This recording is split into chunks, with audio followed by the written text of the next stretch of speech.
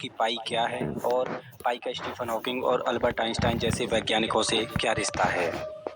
मैं जानता हूं कि बहुत से लोग गणित को पसंद नहीं करते, तो मेरा यकीन मानिए कि इस वीडियो में हम केवल पाई के रहस्य को जानेंगे और मैथ का तो बिल्कुल भी उपयोग नहीं करेंगे। दरअसल बात उस समय की है जब इंसानों ने पहले पहिए का आविष्कार किया। इंसानों ने पहिया तो बना लिया, लेकिन वो गोल नहीं था। इस वजह से जब वो लोग इधर उधर सामान को ले जाया करते तो उनके सामान के फैलने का डर बना रहता, क्योंकि पहिए गोल नहीं थे। इसी तरह समय गुजरता रहा, लेकिन वो कहते हैं ना, किसी भी नई चीज का आविष्कार तब होता है जब हमें उसकी जरूरत होती है। जैसे हजारों किलोमीटर दूर स्थित संबंधियों से बात करने की जरूरत महसूस हुई तो टेलीफोन का आविष्कार हुआ। उजाले की जरूरत महसूस हुई तो इलेक्ट्रिक बल्ब का आविष्कार हुआ।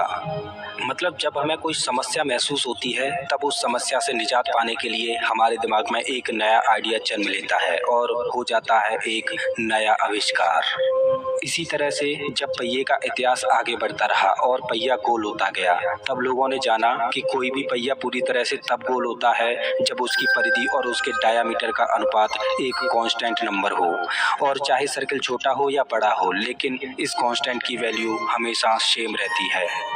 और उस कांस्टेंट नंबर को नाम दिया गया पाई, जिसको ग्रीक भाषा में 16वें नंबर पर मौजूद अक्षर से डिनोट किया जाता है। अब लोगों ने ये तो जान लिया कि किसी भी गोल आकृति में एक कांस्टेंट नंबर हमेशा रहता है, लेकिन लोग अब भी उस कांस्टेंट नंबर की यानी पाई की वैल्यू नहीं जानते थे।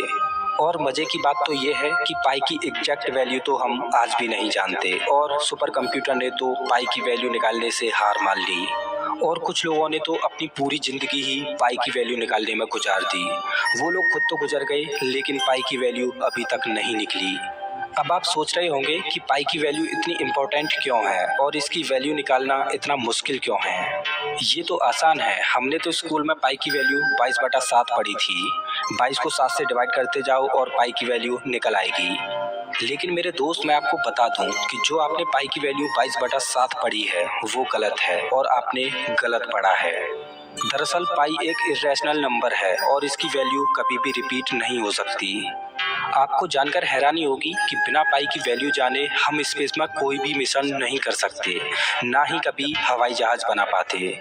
खैर, जान लेते हैं कि 22/7 जो आपने अभी तक पढ़ा है वो आखिर क्या है।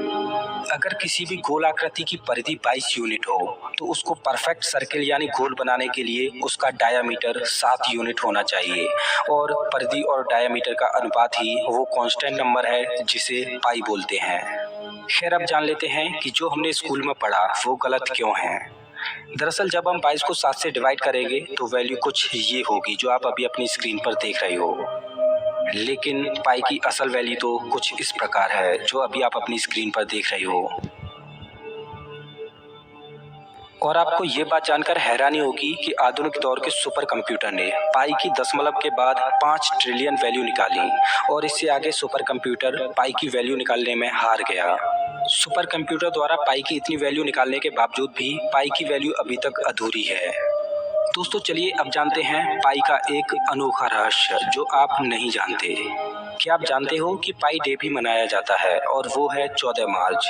लेकिन पाई डे 14 मार्च को ही क्यों मनाया जाता है, तो इसका जवाब पाई की वैल्यू में ही छिपा है। और आपको जानकर हैरानी होगी कि 14 मार्च को भी पाई डे सेलिब्रेट करने के लिए एक निश्चित टाइम है, और वो है दोपहर के 1:59। अब पाई डे इसी समय सेलिब्रेट क्यों किया जाता है, तो इसके लिए हमें पाई की वैल्यू को आगे बढ़ाना होगा। अब आगे मैं आपको जो बताने जा रहा हूँ, या तो वो एक इत्तेफाक है या फिर कुदरत का एक करिश्मा। फिजिक्स की दुनिया में उथल पुथल मचाने वाले महान वैज्ञानिक अल्बर्ट आइंस्टाइन का जन्म 14 मार्च को ही हुआ था। और अब एक और इत्तेफाक बताऊं, 14 मार्च को ही महान वैज्ञानिक स्टीफन हॉकिंग का देहांत हुआ था। दोस्तों, आपको क्या लगता है कि क्या ये एक इत्तेफाक है या इसके पीछे कोई और रहस्य है? प्लीज कमेंट बॉक्स में जरूर बताना। अगर वीडियो अच्छा लगा हो तो लाइक कीजिए और ऐसे ही मजेदार वीडियोज के लिए चैनल को सब्सक्राइब कीजिए।